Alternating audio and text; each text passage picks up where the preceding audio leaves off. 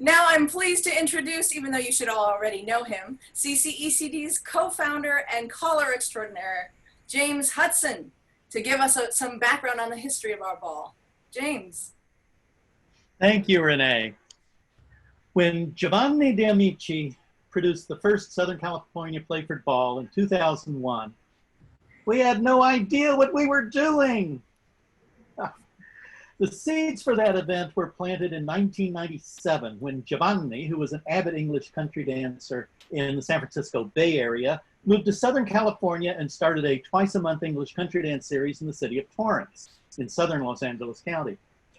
This series attracted participants from all across the region, and as attendance grew, a core constituency developed.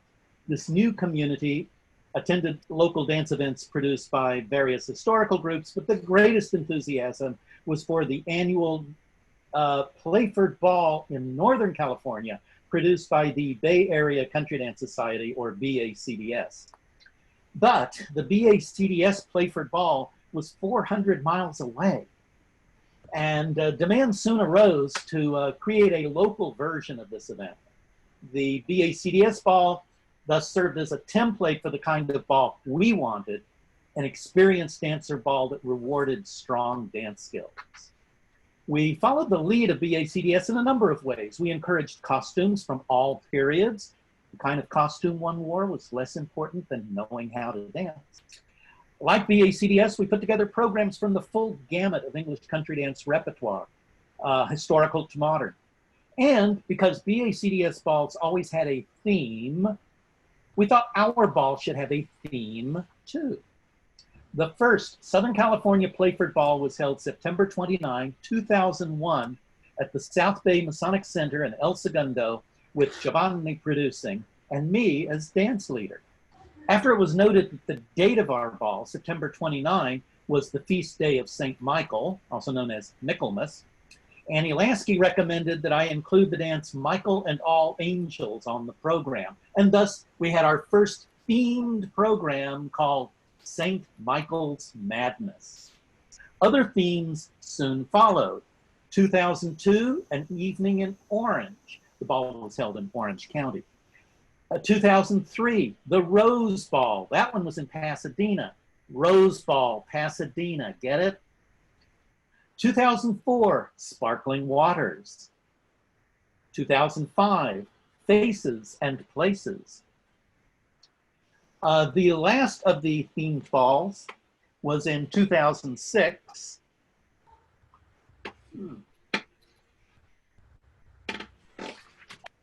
Sorry about that. Giovanni called it Playford's Playford. It consisted of all historical dances published before 1699. So here's a photo of Giovanni in 2002. He's on the left with Bruce McRae and yours truly.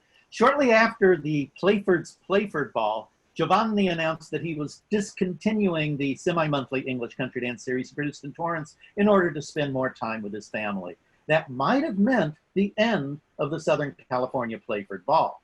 But by then, a new series had been started in Culver City that, like the Torrance series, was an affiliate of the California Dance Cooperative. Demand among the dancers to continue the ball was strong, and the Culver City series was the logical inheritor.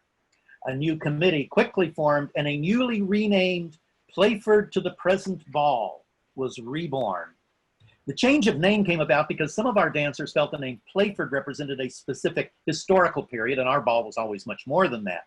Expanding the name to Playford to the Present clearly stated the importance of both historical and modern dances on our ball programs, and it also reinforced the fact that we welcomed costumes from all periods. As the ball and the community matured, we broke away from BACDS influence and made our own way. The themes, which were always somewhat tenuous anyway, were abandoned, although we were not shy about borrowing ideas from other balls if we liked them, such as the notion of having a picture corner.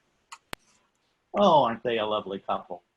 We tried experimenting with the format. In 2008, we held the ball rehearsal on a Saturday afternoon, followed by a catered dinner, followed by the evening dance, all at the same venue. Afterwards, we decided that in the future, we would always hold the ball rehearsal on Friday nights and give the dancers all day Saturday to relax before the ball itself on Saturday night. Balls in the Giovanni era used all local talent, but by the time of our 7th ball, we were ready to reach out beyond our region. The 2007 ball featured our first out-of-region musician, John Berger, and in 2008, we invited our first out-of-state dance mistress, Mary Devlin. In 2011, I was responsible for getting the Funky Fandango String Quartet out of Northern California to play for our ball, the first time we used all out-of-town musicians. Over the years, we have continued to rely on local musicians as well. Mary Ann Serra, pictured here in the red dress in the center, has played for the ball 6 times, and in recent years frequently plays for our Friday night reviews. Jeff Sparrow and Bonnie Ensel have each played our ball 7 times, including twice when they shared the stage.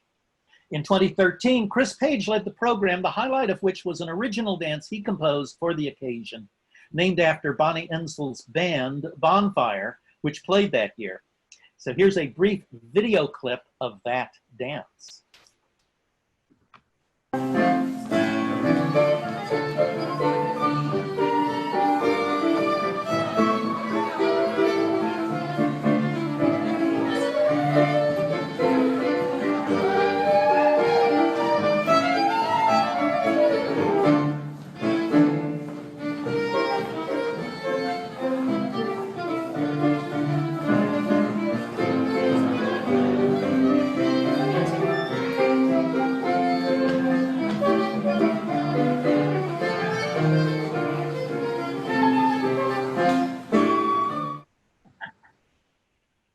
Yes, as Chris just noted in the chat, he snuck his iPhone onto the stage in order to film that video.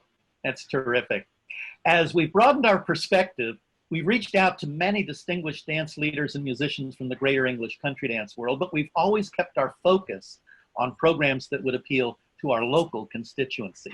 Throughout all the changes, Playford-to-the-Present is still the Southern California Playford Ball. From our central location, we represent the coming together of various English country dance communities across the region to renew old friendships, to share the joy in this activity we all cherish so much, revel in the beautiful music, and try to remember that tricky transition in a For Those Who Know dance, like, say, Patrick's Waltz.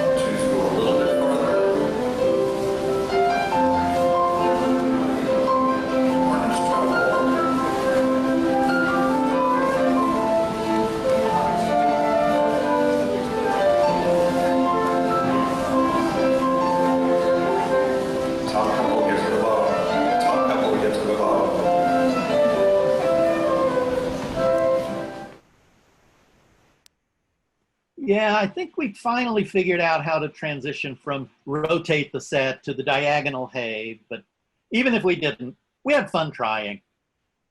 And of all those strong dance skills I alluded to earlier, I think the most important is probably recovery. But ultimately, it's not about the dances or the costumes or the decorations or the refreshments. It's about us, all of us together. And by now, I think we know what we're doing. Renee? I'm not so sure, but hopefully, at least in person, I think we know what we're doing. Thank you, James. That was wonderful. Thank you.